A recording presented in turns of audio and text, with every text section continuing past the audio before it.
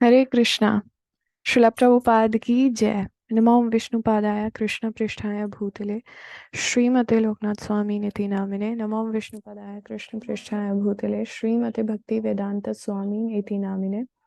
नमस्ते सरस्वते देवे गौरवाणी प्रचारिणे निर्विशेष शून्यवादी पाश्चात्य देश तारिणे। जय श्री कृष्ण चैतन्य प्रभु नित्यानंद श्री अद्वैत गदाधर श्रीवासादि गौर भक्तवृंद। हरे कृष्णा कृष्ण कृष्ण हरे हरे, हरे राम राम राम हरे हरे। वाञ्छा कल्पतरुभ्यश्च कृपा सिन्धुभ्येव च पतितानां पावनेभ्यो वैष्णवेभ्यो नमो नमः। जस्ट मिनट में थोड़ा वो शेयर करने के लिए।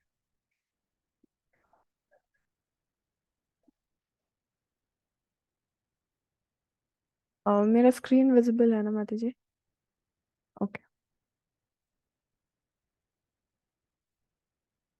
तो आज हम श्रील प्रभुपाद अध्याय दूसरा बीजारोपण डिस्कस करेंगे, भाग 7, पार्ट 7। तो पिछली बार हमने डिस्कस किया कि कैसे सबने मिलके वैली, हावर्ड, कीथ और मॉड स्ट्रीट बॉयज और बहुत सारे जो नए युवक जुड़े थे प्रभुपाद से, उन्होंने मिलके प्रभुपाद के लिए एक सरप्राइज तैयार किया, स्टोर फ्रंट को सुंदर से सजाया, डेकोरेट किया, प्रभुपाद के लिए एक प्लेटफॉर्म बनाया एंड उन्होंने प्रभुपाद के लिए एक तरह से सरप्राइज रखा था और प्रभुपाद ने बहुत सराहना की उसकी। और प्रभुपाद ने कहा yes, this is Krishna consciousness, you are advancing now, इस तरह से। तो आज हम डिस्कस करेंगे आगे कि प्रभुपाद, हालांकि अब वो जो छोटा सा स्टोर फ्रंट था वो अब एक टेम्पल की तरह लग रहा था सबको, लेकिन प्रभुपाद अभी अभी भी एक अकेले प्रचारक की तरह ही थे वहां पे। वो चाहते तो वहां से चले जाते, वो चाहे तो रुक सकते हैं, लेकिन प्रभुपाद वहां पे अकेले प्रभुपाद के एक अंतरंग कृष्ण के एक अंतरंग पार्षद की तरह वहां पे किताबें लिख रहे हैं। और अब उनकी एक और जिम्मेदारी है, और वो क्या है कि अब ये जो छोटा सा इस्कॉन एस्टैब्लिश किया अभी, ये एक उनके आध्यात्मिक संतान की तरह। वहां पे भी नए नए जो युवक जुड़ रहे हैं, धीरे अभी 1 महीना ही हुआ उन्हें, चैंटिंग कर रहे हैं, प्रभुपाद से आध्यात्मिक जीवन में आगे कैसे बढ़ना है उसकी गाइडेंस ले रहे हैं। They are taking guidance to advance in spiritual life. तो वो उनके एक छोटे छोटे बच्चों की तरह, जैसे 1-2 महीने का बच्चा होता है, इस तरह से भी प्रभुपाद के वो एक तरह से बच्चे हैं। और धीरे धीरे वो प्रभुपाद को अपने स्पिरिचुअल मास्टर की तरह भी देखने लगे हैं, गुरु की तरह।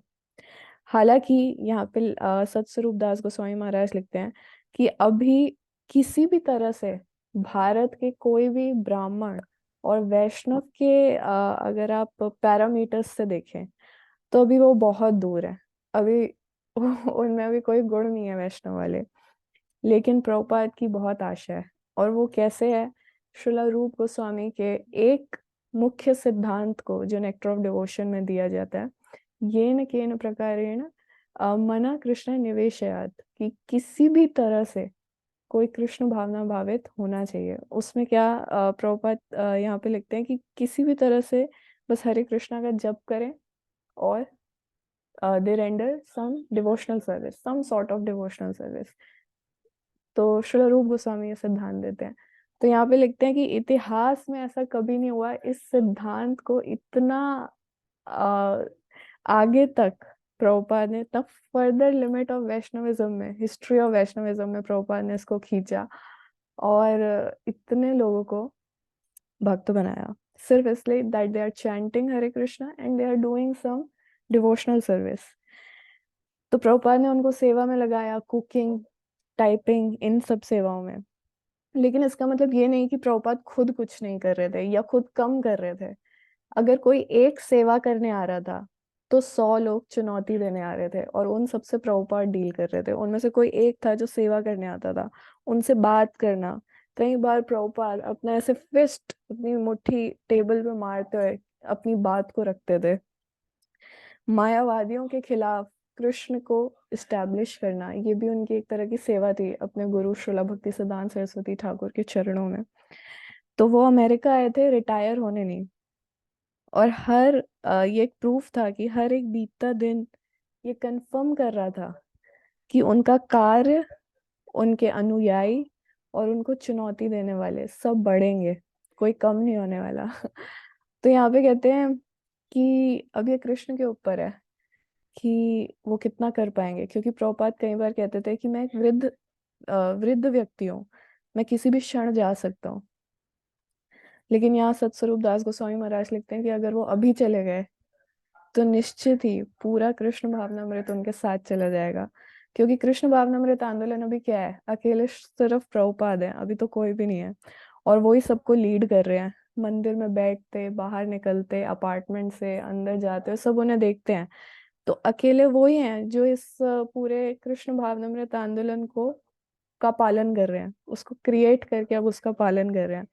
प्रभुपाद अपने रूम में सुबह सुबह 2-3 बजे जब सब सो रहे होते थे तो वो उठ जाते थे, और उनका एक इंटीमेट रिलेशनशिप भगवान से बनता था जब वो श्रीमद् भागवतम के ट्रांसलेशन और उसके तात्पर्य लिखते थे। तो वो अकेले बैठ जाते थे अपने सूटकेस पे टाइपराइटर रख के, और वो ट्रांसलेशन करते थे। और यही रूम जो था कई बार मीटिंग्स के लिए यूज होता था।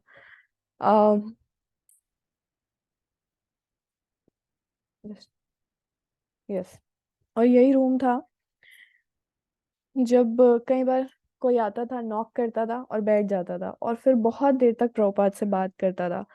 प्रभुपाद अपने काम को उसी वक्त रोक देते थे, और जैसे वो बैठे हैं टाइपराइटर पे तो तब प्रभुपाद पीछे हो जाते थे और फिर उनसे आराम से उन्हें समय देते थे, उनसे बात करते थे। और जो भी आता था कम से कम आधा घंटा बैठता था, और अभी वो उठ के जा ही रहा होता था और अगला व्यक्ति तैयार खड़ा होता था प्रभुपाद से बात करने के लिए। और इस तरह से प्रभुपाद बहुतों को बहुत टाइम देते थे। कई बार विजिट्स ऐसे होती थी, बहुत फॉर्मल होती थी, कई बार फिलोसफिकल क्वेश्चंस पूछते थे।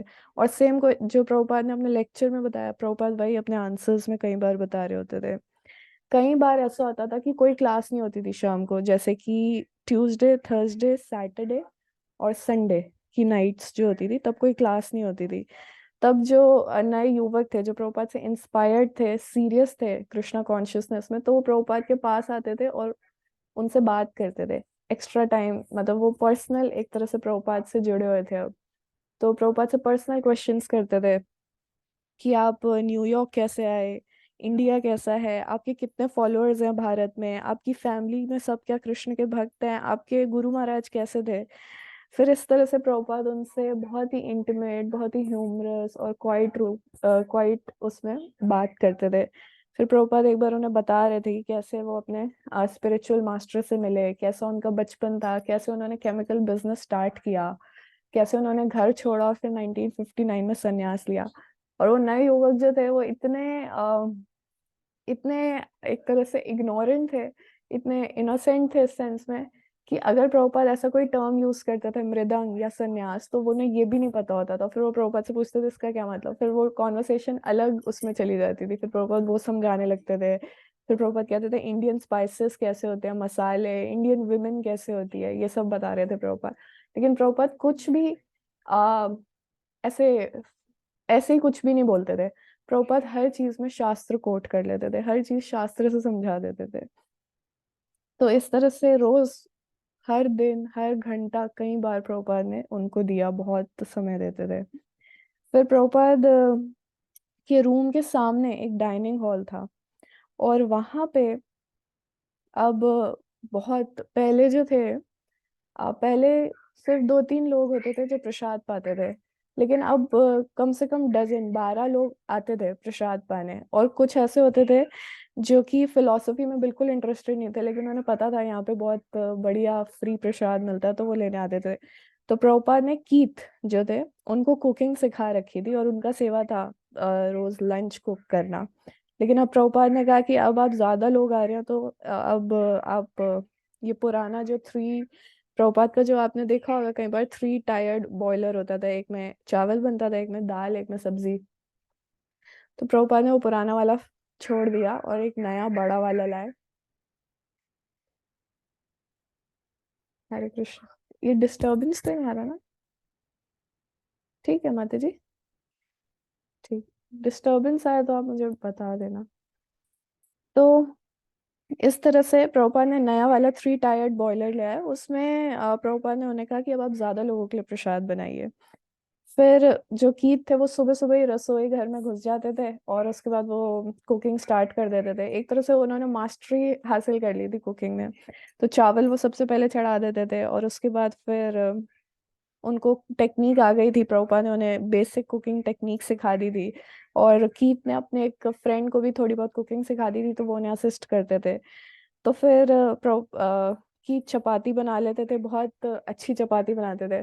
तो तब बाकी जो सब वेस्टर्न बॉयज होते थे वो देखते थे कि कीथ क्या कर रहे हैं, ऐसा लगता था कोई एक्सपेरिमेंट हो रहा है किसी लेबोरेटरी में।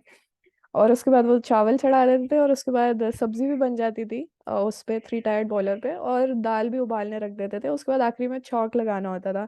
तो फिर वो एक मेटल कप लेते थे, उसमें घी डालते थे, जीरा डालते थे, थोड़ा सा हरी मिर्च डालते थे, और इस तरह से जब वो बिल्कुल गर्म हो जाता था तो उसके बाद एकदम से वो कुकर खोलते थे और वो छौंक डालते थे और बंद कर देते थे, और फिर छक करके आवाज होती थी। तो सब इतनी जोर से तालियां बजाते थे, ऐसा लगता था कि इसने कोई बहुत बड़ा काम कर दिया। और फिर वो समझते थे अभी कुकिंग कंप्लीट हो गई है। लेकिन एक बार ऐसा हुआ कि वो कुकर का जो ढक्कन था वो ऊपर ब्लास्ट हो गया, पूरा छत पे चला गया और कीथ का हाथ जल गया एक। तो फिर नेबर्स ने कंप्लेन की।